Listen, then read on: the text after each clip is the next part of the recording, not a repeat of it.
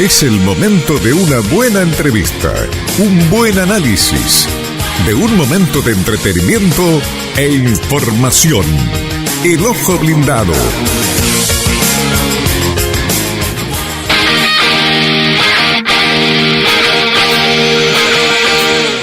Bien, recibimos a la gerente general de la Unión de Exportadores, Teresa Eisenberg. La verdad es un lujo de nota esta para nosotros. Bienvenida, Teresa, buenas noches. ¿Cómo andan? Espectacular. Bueno, igual. Agradecidos. Agradecidos por este espacio, por estos minutos. Bueno, hace unos días el presidente de la República recibió una delegación de la Unión de Exportadores. Estamos ante una situación obviamente de recesión económica, pero además hubo una abrupta caída de las exportaciones. Hablamos de un 23%. ¿Cuál fue el talante de esta reunión, la sintonía y la estrategia presentada por este sector hacia el gobierno nacional, y cuál fue también la respuesta? ¿Cuáles son las sensaciones luego de este encuentro? Bueno, miren, primero que nada, buenas noches a todos los oyentes.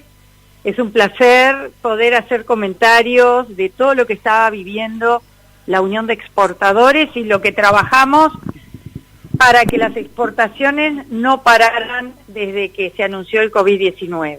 Entonces, en esta oportunidad, como tú bien mencionabas, fuimos a Presidencia, al edificio Torre Ejecutiva, pero no visitamos al presidente, visitamos al prosecretario, al secretario, que es Álvaro Delgado, sí, y al director de la Oficina de Planeamiento y Presupuesto, Isaac Alfi. Así es. Justo coincidieron las dos entrevistas, y bueno, platicamos con ellos acerca de la realidad de la competitividad de nuestras exportaciones, que es el corto plazo, y las acciones que deberían generarse a partir de hoy. Y después lanzamos un grupo de trabajo que también tiene que ver con el mediano y largo plazo. Y entonces ahí fue que fuimos a consultarlos y a mostrarle que ya habíamos lanzado el grupo de trabajo, que está integrado por exportadores de todos los sectores, y que están también pensando en el mediano y largo plazo. Sí. Entonces, queremos generar una estrategia más allá del COVID. Ustedes saben que la exportación nunca paró, no paró en marzo, no paró en abril, mayo. Si bien hubo una caída, es evidente y era esperable. ¿Por qué esperable? Porque todos los países que nos compran tuvieron el mismo problema de consumo, sí, por el COVID-19. Exactamente. Nunca nos había pasado que todos al mismo tiempo. Sí. Entonces, evidentemente en mayo vemos una fuerte caída, si comparamos mayo de este año con el del año pasado, de un 20,4%, y es explicado por menores ventas a China, que es nuestro principal comprador, Argentina y Brasil, que también son países enormes que tienen muchos habitantes, muchos consumidores, pero que compraron mucho menos. Exactamente. Entonces, si bien hubieron otros países que compraron más, como Estados Unidos, que empezó a subir en el ranking del lugar de los compradores de productos de Uruguay, Estados Unidos nos compró más carne, más frutas y más soja, Egipto nos compró más soja, Argelia nos compró más lácteos. Argelia está hace tiempo posicionado comprando lácteos, y México, que empezó a comprarnos arroz y otro tipo de productos. Pero estos que se hincharon para comprarnos más no compensó la caída de los otros que mencionábamos al principio. ¿Cómo incide la compra del arroz por parte de México? Recordemos, todos estos años fueron de dificultad para el sector, ¿verdad?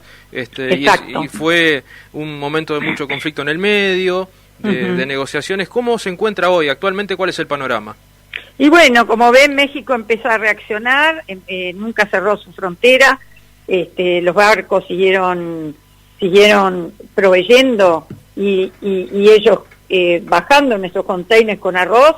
Por lo tanto, es un producto de muy buena calidad que vende Uruguay, y que, bueno, México empezó a moverse y empezó a comprar arroz.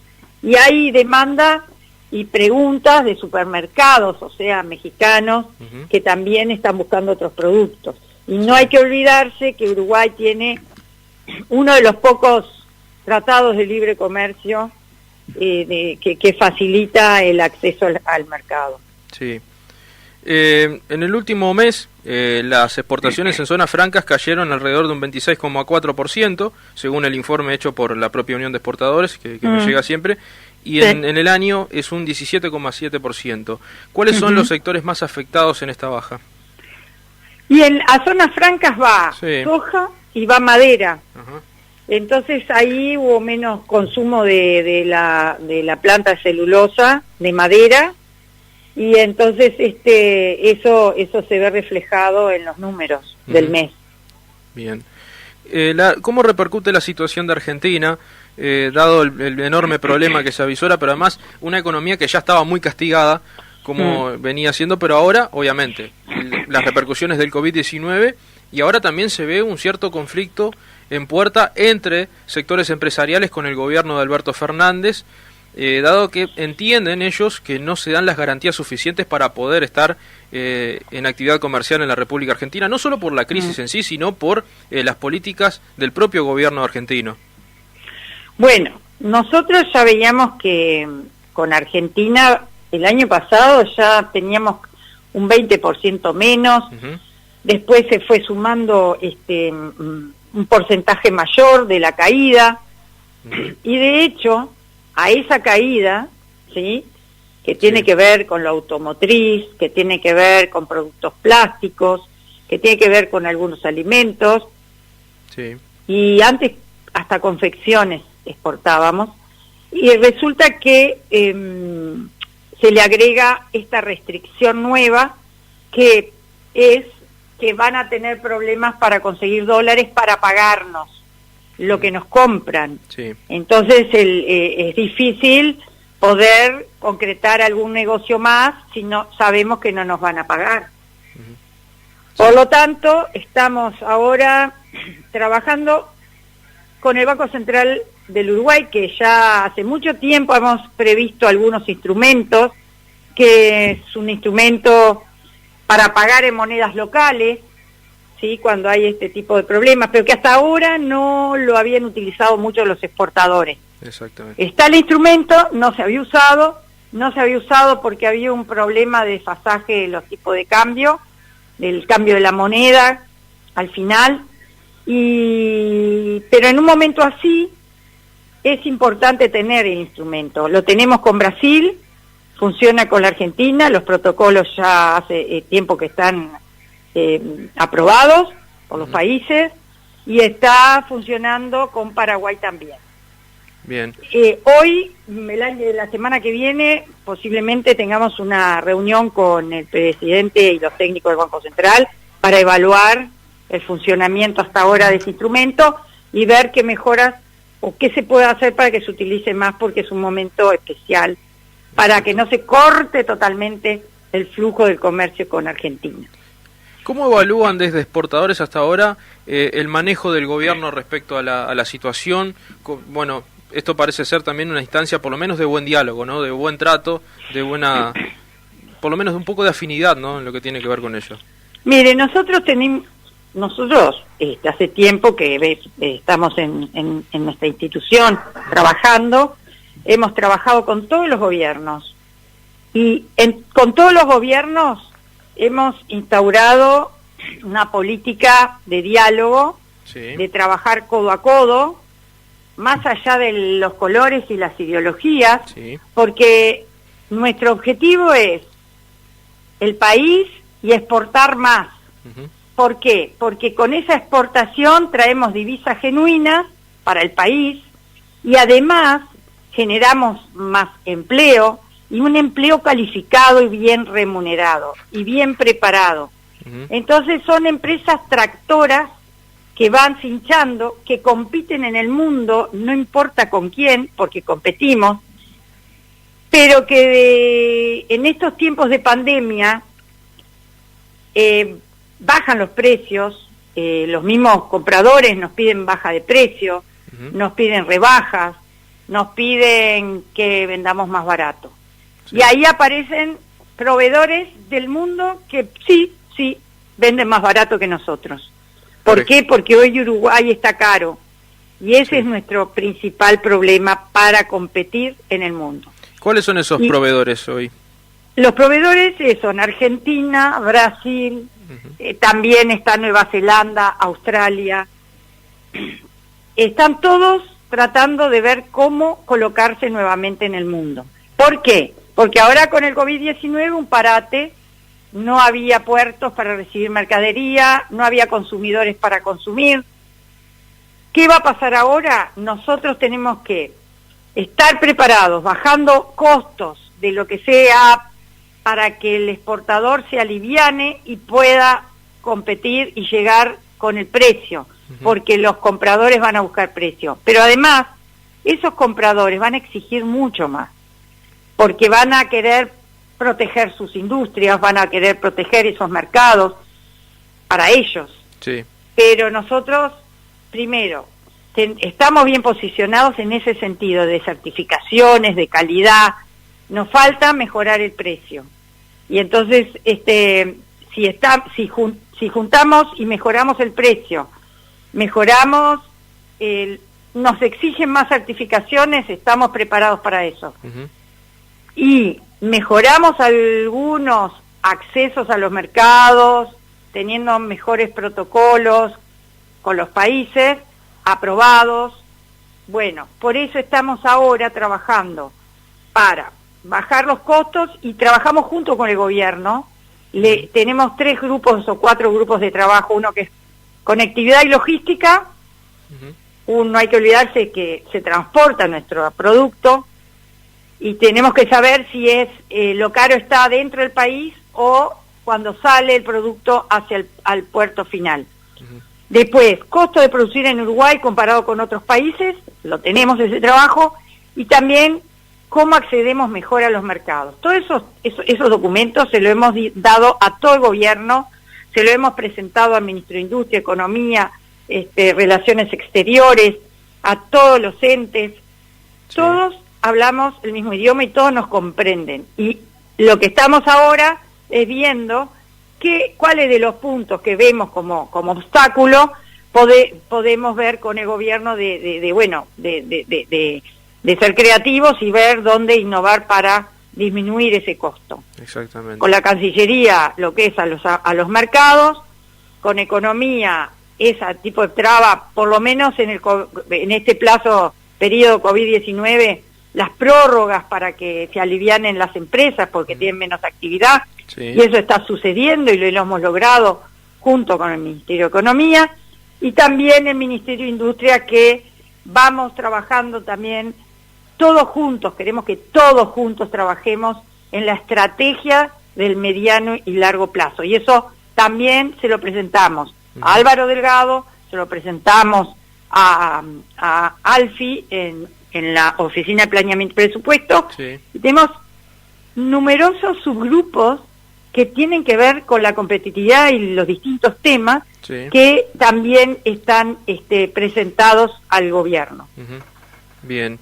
En lo que tiene que ver con la solicitud de bienes, las solicitudes de bienes, la carne se posicionó en el primer lugar, pese a la caída, pero además pese también a la poca demanda de China. ¿Qué mercados se posicionaron justamente en esto y cómo se puede recuperar la solicitud de China, que es justamente un mercado líder en el mundo, y cómo inciden las políticas de aquí en adelante que presenten en conjunto los exportadores con el gobierno con la estrategia a seguir? Yo creo que sí, que China compró carne y la carne como producto se posicionó en primer lugar, sí. En el mes de mayo, después siguió la soja, la sí. Madera, sí.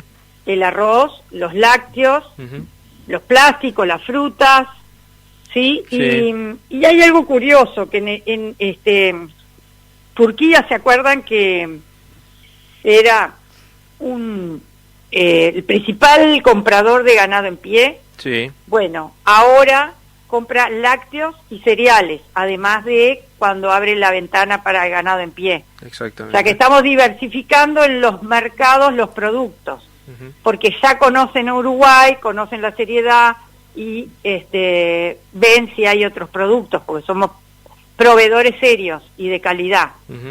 Y por ejemplo, si Estados Unidos sigue comprando, también puede posicionarse en el primer lugar. Sí. China va a seguir comprando. Creo que tenemos que hacer una estrategia con el gobierno de un acercamiento más profundo con China y también con Estados Unidos, que se ha hecho.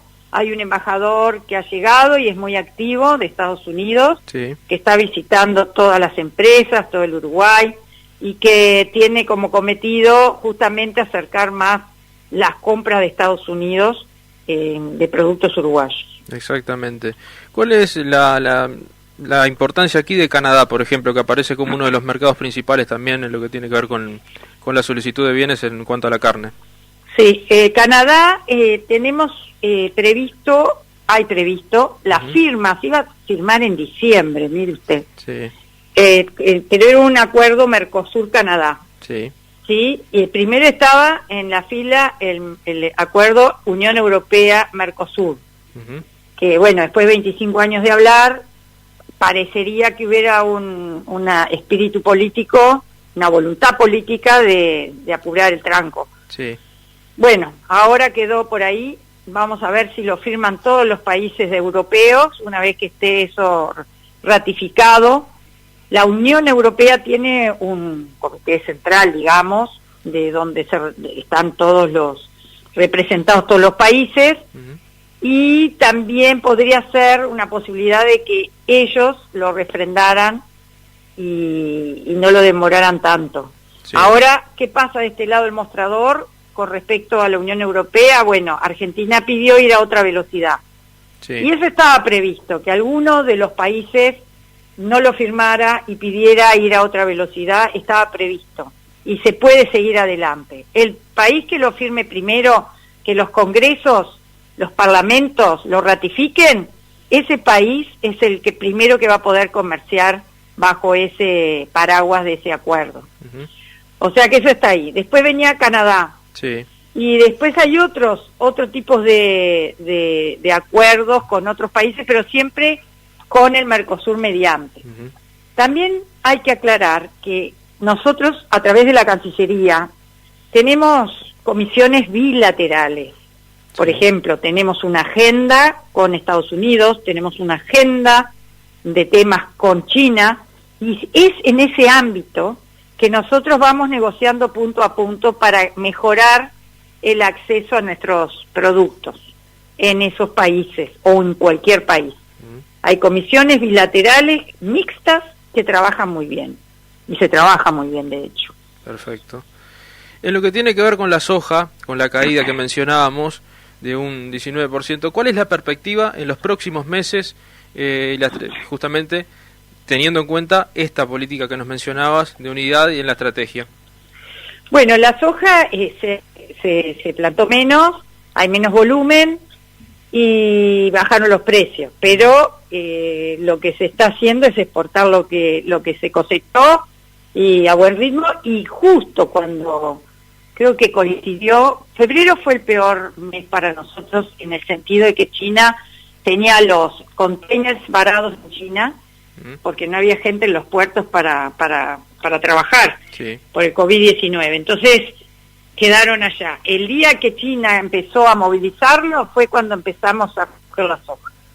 Vinieron los barcos, la madera está embarcándose, las hojas están embarcadas, y nada, si China moviliza más, hay más lana para mandar, top de lana, hay muchos productos que venían a buen ritmo y que nosotros esperamos con una estrategia, con unas visitas protocolares que pueda hacer nuestro presidente.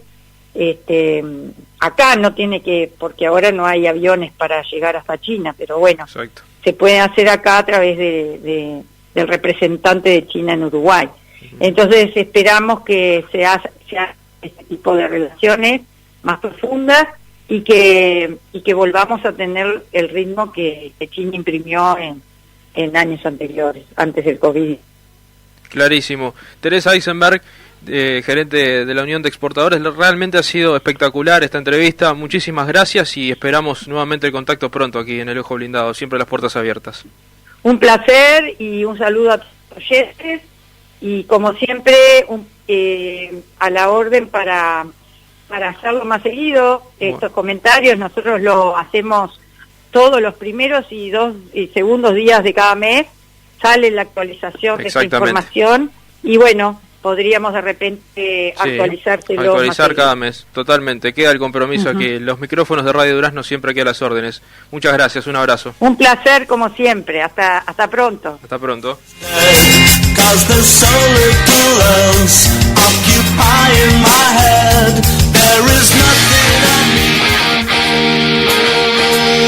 Es el momento de una buena entrevista, un buen análisis, de un momento de entretenimiento e información. El